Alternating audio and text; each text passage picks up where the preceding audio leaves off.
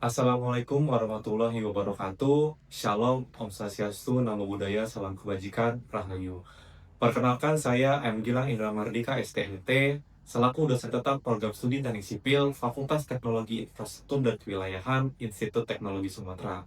Saat ini saya dalam proses mengikuti seleksi sertifikasi dosen yang diselenggarakan oleh Kementerian Pendidikan Tinggi, Sains, dan Teknologi. Saya akan melakukan penyusunan pernyataan diri dosen dalam unjuk kerja Tridharma Perguruan Tinggi atau PDD UKT-PT dalam bidang pengajaran.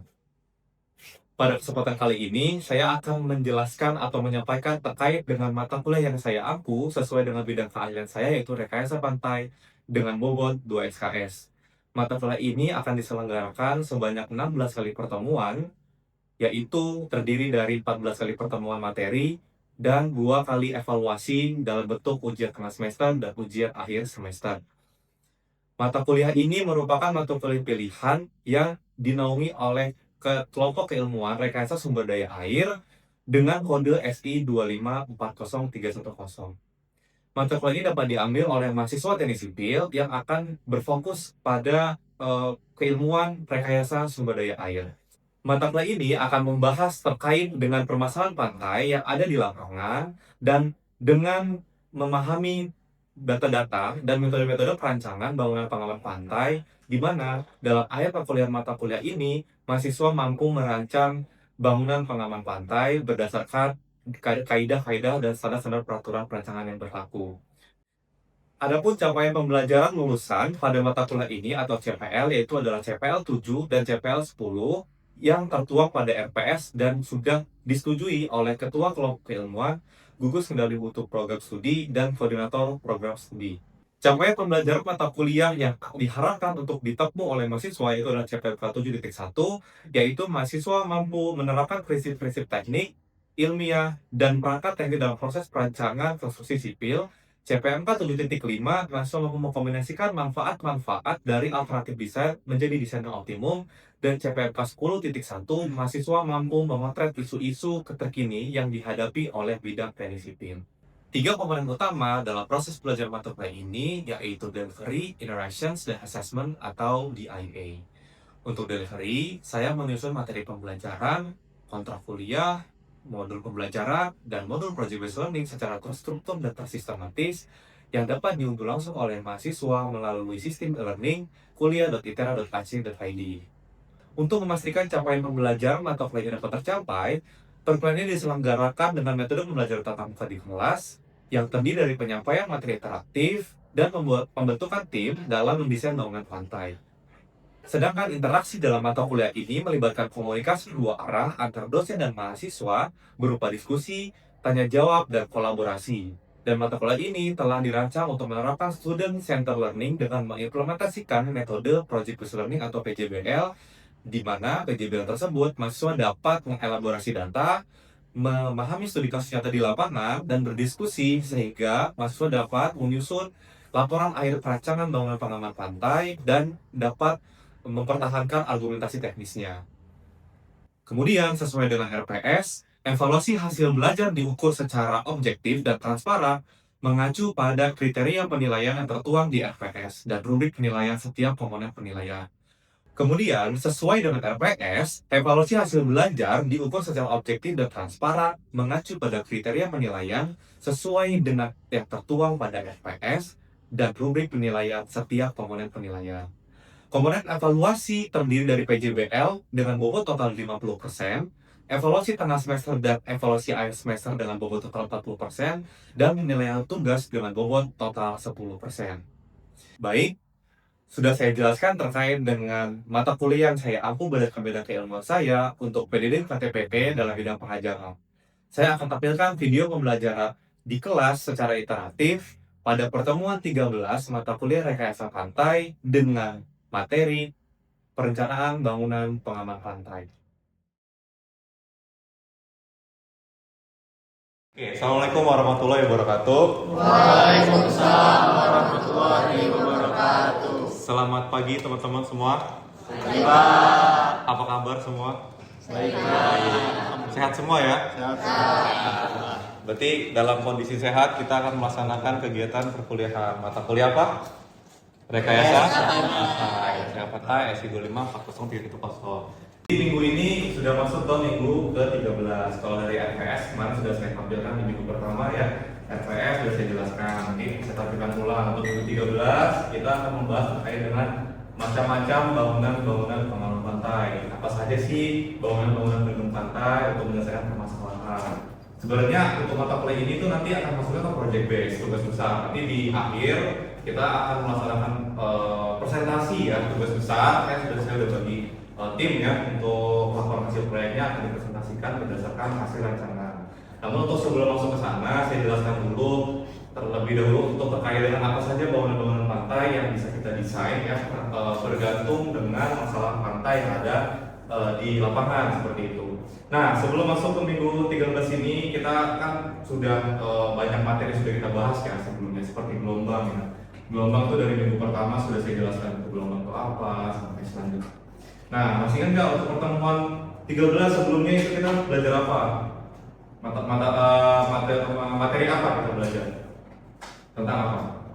Masih ingat nggak? Tentang pasang surut. Pasang surut. Oke, saya tanya dulu, saya ulangi lagi nih, kita flashback lagi. Ada yang tahu nggak? Masih ingat nggak? Pasang surut itu apa? Coba angkat tangan. Oh ya, kamu coba sekarang. Pasang surut itu fenomena naik turunnya muka air laut akibat galian tarik menarik yang mendalam. Oke, betul ya. Jadi pasang surut yang sudah kita bahas minggu lalu itu adalah fenomena kenaikan muka air laut akibat dari gaya tarik antar benda langit. Jadi kalau kita bicara pantai, pasti yang akan terjadi di sana itu adalah gelombang dan pasang surut. Itu pasti, ya. Jadi saat kita bicara gelombang dan pasang surut, maka akan muncullah masalah-masalah pantai. Nah,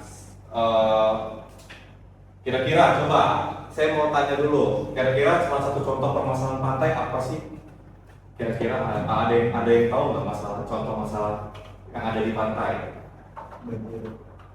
Banjirop itu adalah salah satu permasalahan yang ada di pantai. Banyak ya abrasi, kemudian banyak bencana tsunami itu adalah contoh-contoh masalah yang ada di pantai. Nah, bagaimana kita untuk menyelesaikan masalah-masalah itu kita bisa menggunakan dengan bangunan-bangunan yang ada di pantai, ya. Jadi bangunan-bangunannya ada apa saja, ya. Itu menurut Short Protection Manual tahun 1984, ya. Jadi dari SPM 1944 itu yang mengeluarkan adalah US Army Coastal Research Engineering Center yang ada di Amerika. Itu menemukan bahwa memberikan informasi bahwa penanganan bangunan pantai itu bisa menggunakan 5 jenis struktural yang ada di depan, ya, yaitu adalah reinforcement, tembok laut atau seawall, breakwater, groin, dan jetty. Dan hari ini nanti akan saya jelaskan ya reinforcement itu gimana cara kerjanya atau bagaimana reinforcement itu menyelesaikan pembangunan pantai, seterusnya sampai ke jetty. Dan saya juga akan menampilkan contoh-contohnya melalui Google Earth, karena Google Earth itu salah satu media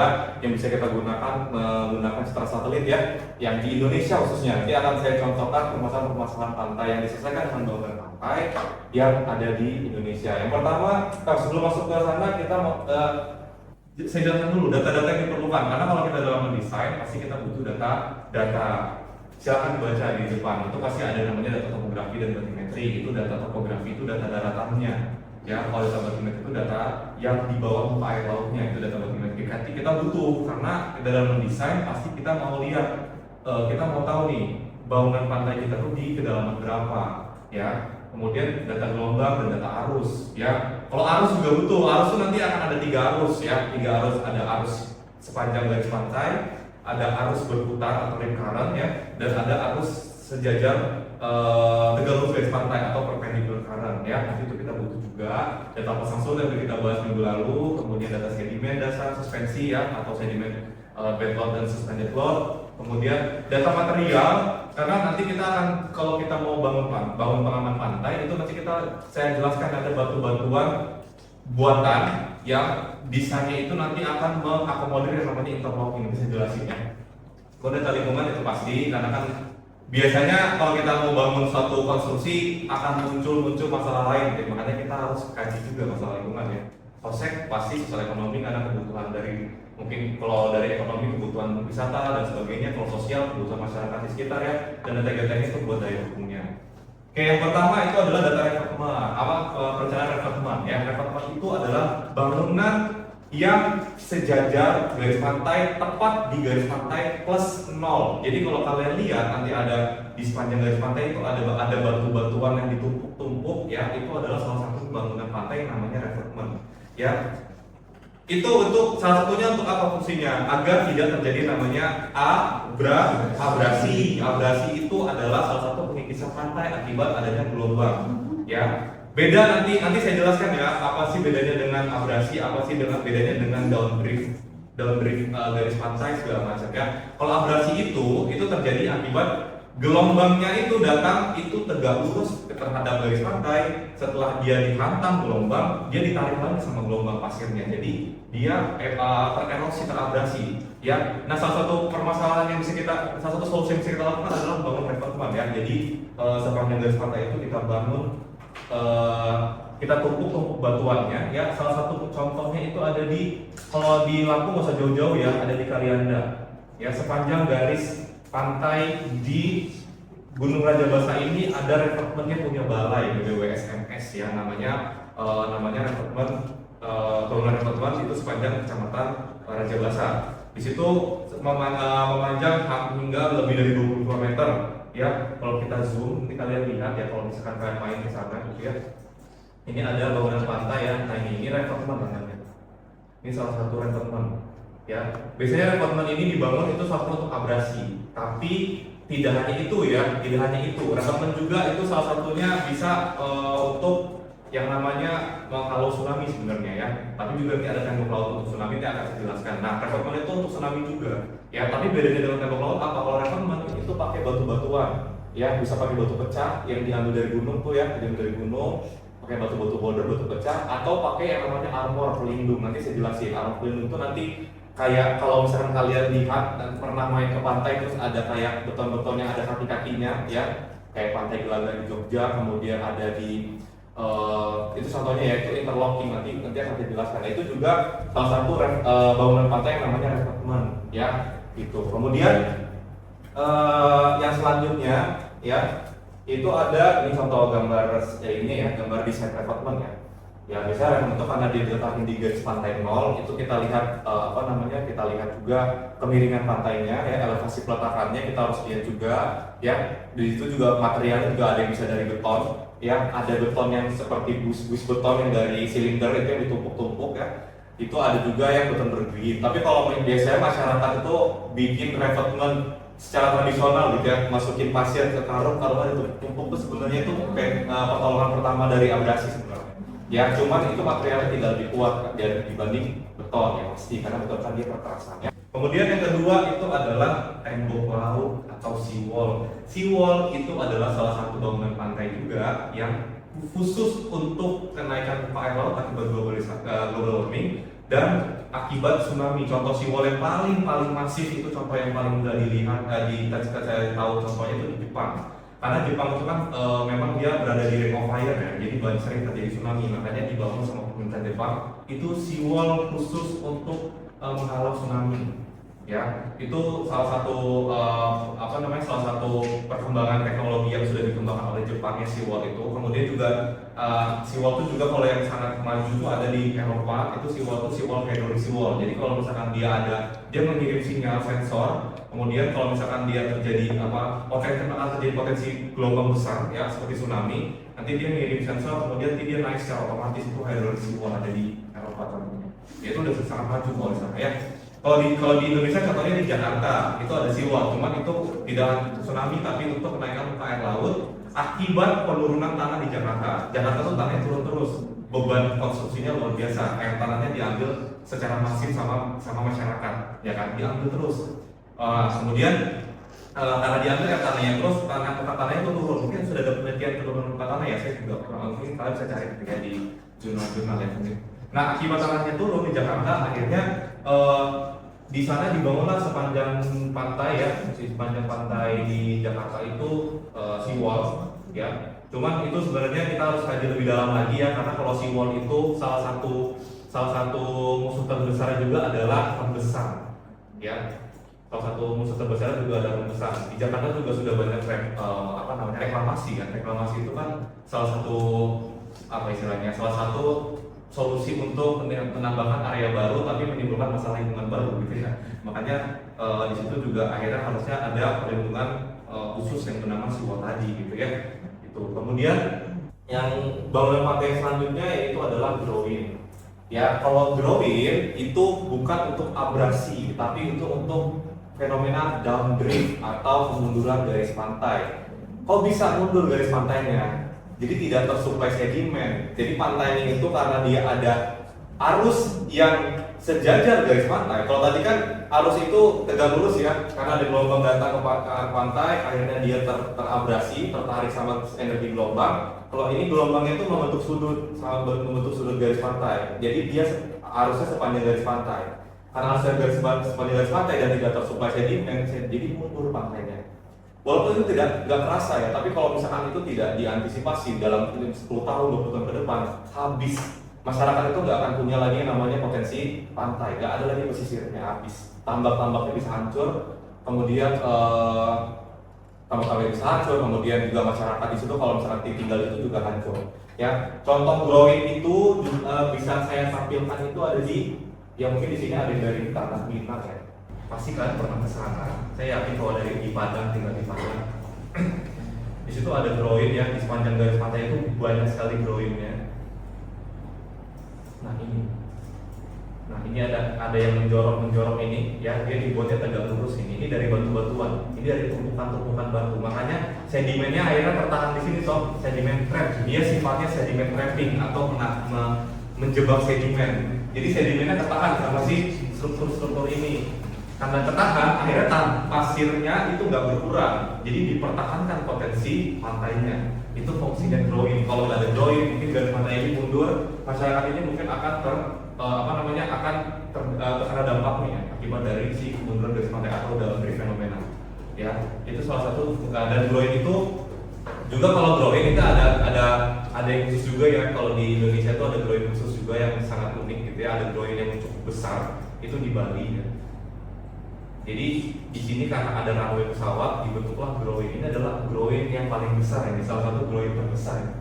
Karena dia menahan, kan tadi di sini pantai, kemudian ada kepanjangan runway, jadi di sini ada groin yang sangat besar ya. Itu akhirnya itu sedimen trap dari menangkap sedimennya ya. Jadi itu bisa menjaga dari sedimen yang di sini biar nggak mundur lagi garis pantainya.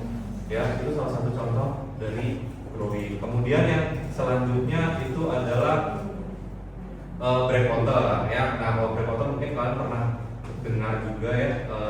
Kalau breakwater ini dari kata break water atau dari menghancurkan aliran gelombang. Jadi gelombang yang terlalu besar, energi gelombang itu sangat besar ya.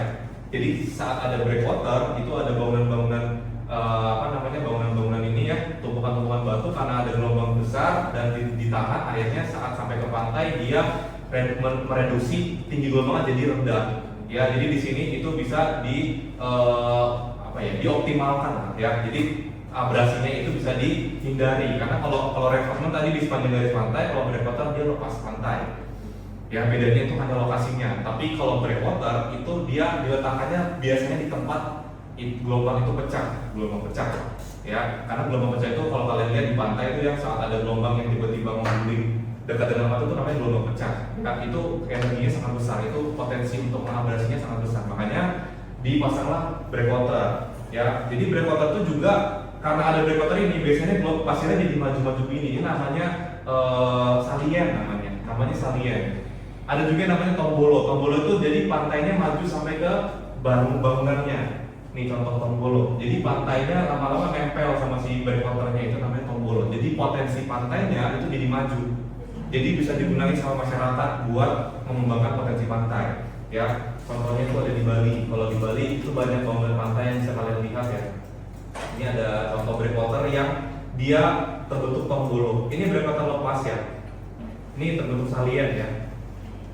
Dan ini adalah breakwater yang terbentuk tombolo tadi ya, tombolonya terbentuk. Ya, jadi dia maju garis pantainya. Jadi dia bisa dipertahankan ya, ini di Sanur ya, ini di Sanur.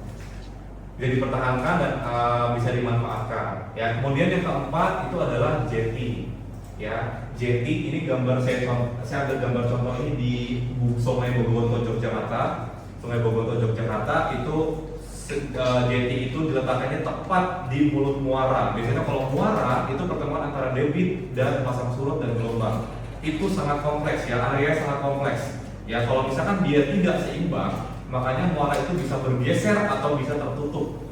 Kalau muara itu tertutup, banjir karena aliran sungainya nggak bisa keluar, terjebak. Tapi kalau muara itu bergeser, itu jadi muncul masalah. Contohnya ya, contoh mulut muara bergeser ya, yang tidak diselesaikan, ini belum ada jetinya nih ya, setahu saya ya, sedang masih di dalam kajian ya, itu di Bengkulu ya. Di Bengkulu ini ada muara yang bergeser cukup jauh ya. Biasanya itu muara itu lurus nih, ini muara biasa lurus nih. Biasa sungai itu lurus ya. Karena akibat adanya fenomena pergeseran mulut muara, akhirnya muaranya geser ke atas. Sampai sejauh ini hampir berapa kilometer ya? Mungkin ini bisa 20 kilometer mungkin ya. Oh bahkan ya 2 kilometer. Jadi ini ada perbedaan sejauh 2 km dari mulut muara yang awal pindah ke sini. Ya, ini airnya gerus di sini semua ya. Bergerus di sini juga contoh ada sungai air hitam ya, dia bergeser mulut muaranya. Nah, ini kajian penelitian saya nih ya. Ini tempat penelitian saya tahun 2024. Ini mulut muaranya geser, airnya di sini ada penangkaran penyu. Penangkaran penyu ini airnya udah terabrasi habis karena muaranya geser. Habis airnya dipindahin sama pemerintah. Ya, itu contoh permasalahan muara yang tidak diselesaikan dengan jeti. Kalau tadi saya contohkan gambarnya itu di Yogyakarta, karena di Yogyakarta itu ada New Yogyakarta International Airport ya. Ini bandara baru ya tahun 2020 sekian lupa. Dari sini ada muara Bogomonto ya, dan jadi dibangun jeti. Akhirnya jetinya itu mempertahankan si kondisi muara ini biar tidak banjir, karena di sini dulu ini tidak bergeser muaranya, tapi ketutup endapan. Karena tutup endapan jadi banjir di sini, akhirnya dipasanglah jeti. Jetinya panjangnya 210 meter, ada dua, sebelah kanan dan sebelah kiri. Ya, dan itu ditutup batu. Nah, oke, itu adalah 5 bangunan pantai ya. Nah, tadi saya bilang bangunan pantai itu dia beda dengan bangunan gedung. Bangunan gedung itu dia ya mungkin sama bangunan beton ya, tapi kan dia dibentuk seperti kolom-kolom, balok dan segala macam ya. Kalau di bangunan pantai itu dia pakai armor. Nah, ini armor pelindung pantai. Ada yang namanya acropod, quadripod, tetrapod, ada yang namanya dolos, ada acropod tipe 1, acropod tipe 2 dan lain sebagainya. Ya, dan mereka itu dibentuk yang ada bentuknya juga dengan buis beton, bentuknya kotak, bentuknya silinder, ya itu ditumpuk-tumpuk. Ya, nah kenapa ini dibuat seperti ini? Karena kita mau menyiapkan rongga. Kalau kita buatnya kaku, ya nanti gelombang itu dia mendesak, nggak ada pori, akhirnya merusak. Makanya bangunan pantai itu dibuat per butir armor biar dia membentuk rongga. Rongganya itu membentuk pori, akhirnya gelombang yang masuk itu dia tidak merusak strukturnya. Ya, contohnya juga, nah ini quadripod, tetrapod, mungkin ada yang pernah lihat ya, ada yang pernah ke pantai Gelaga di Jogja, banyak pak contoh tetrapod ya, ada kakinya. Kalau di film di Hero 6 tuh yang microbot temannya si Baymax yang microbot yang ada kakinya, nah itu kayak gitu. Dan sistemnya itu namanya sistem interlocking, jadi tiap kakinya itu ngunci. Ya, jadi dia tidak menghindari namanya keruntuhan atau kejatuhan dari sifat-sifat lerengnya. Jadi di interlock kakinya, ya di interlock akhirnya terbentuklah bangunan seperti ini tadi. Ya ini bangunan ini bangunan yang di menggunakan jeti ini yang ada di Jogja. Ya, kalau secara material ujung jetinya ini berat satu butiran 13 ton. Ya, semakin dekat ke muara itu 1 ton. Dan lumayan ya kalau kita tidak memperhatikan SMKK atau K3 konstruksi itu lumayan berbahaya ya, dengan berat 1 ton pun yang kalau kecil itu 1 ton beratnya, apalagi yang 13 ton di ujung itu buat menghalau si gelombang pecah tadi yang sangat besar. Ya, gitu ya. Ini contoh contoh bangunan batu-batuannya. Ya, ini ada yang dia acropod, ada yang namanya porlock ya, ada yang namanya CB, dia kayak tempat ini lebah ya. Kemudian ada yang bentuknya parallel pipe block, ada yang cube dan sebagainya ya. Ada acropod tipe 1, tipe 2 ya. Ini contohnya ini ya, tetrapod ini yang saya bilang tadi ya, ada kakinya. Ini dolos tuh huruf H tapi agak ini sedikit ya. Kemudian ini ada porlock, ada X block ya, acropod tipe 2, kemudian ada dolos. Nah, ini diletakin. Ada yang kubus disusun rapih gitu ya, tapi kita tetap memperhatikan yang namanya pori biar nanti dia tidak ada kerusakan akibat adanya desakan gelombang. Baik, karena asesmen di minggu 13 ini adalah menggunakan tugas kelompok ya, maka ini saya buat dulu 3 kelompok ya. Ini mungkin dari depan aja, bagian yang ini depan, yang tengah sama yang belakang. Kelompok 1, 2, 3 ya. Nanti silakan kalian buat. Ini saya tunggu. Silakan nanti dikumpulkan ya menggunakan sistem ya. Itu nanti menggunakan sistem Google Classroom dikumpulkan ya. Untuk kelompok 1 nanti saya minta untuk menjelaskan terkait dengan metode pelaksanaannya. Tadi saya sudah menjelaskan terkait mekanisme kerjanya, metode pelaksanaannya gimana. Ya, mungkin saya akan kasih sedikit insight sedikit ya. Jadi metode pelaksanaan bangunan pantai itu beda dengan bangunan gedung. Kalau bangunan pantai itu kita menyiapkan yang namanya kapal tongkang. Kapal tongkang itu nanti area kapal yang digunakan untuk mengangkut semua butir-butir armor dibawa ke tengah laut. Kemudian di kapal tongkang itu harus mengangkut yang namanya mobile crane. Mobile crane itu nanti yang akan mengangkat si batuan kemudian dijatuhkan ke dalam dasar laut untuk itu dibentuk bangunan pantai yang tadi. Ya, itu nanti silakan dijelaskan secara detail menggunakan secara metode pelaksanaan. Oke, cukup ya? Cukup paham ya? Sudah saya jelaskan hari ini ya. Oke, dari untuk pertemuan 13 ini itu yang bisa saya sampaikan. Semoga bermanfaat karena ini adalah mata kuliah dengan luaran hasil proyek ya. Luaran laporan hasil proyek, project based learning. Nanti yang sudah saya sampaikan di awal, nanti akan presentasi yang kalian tergantung dengan desain yang sudah kalian buat selama proses perkuliahan ya. Dari pertemuan 1 saya sudah bagi lokasinya, kemudian saya sudah bagi permasalahan studi kasusnya. Silakan nanti ditampilkan hasil proyeknya, hasil perhitungannya, kajian analisisnya, dan hasil DED-nya nanti silakan dipresentasikan di buku terakhir. Oke, baik, terima kasih atas partisipasi dari teman-teman semua untuk hari ini. Semoga bermanfaat apa yang saya sampaikan. Saya tutup. Wassalamualaikum warahmatullahi wabarakatuh. Waalaikumsalam.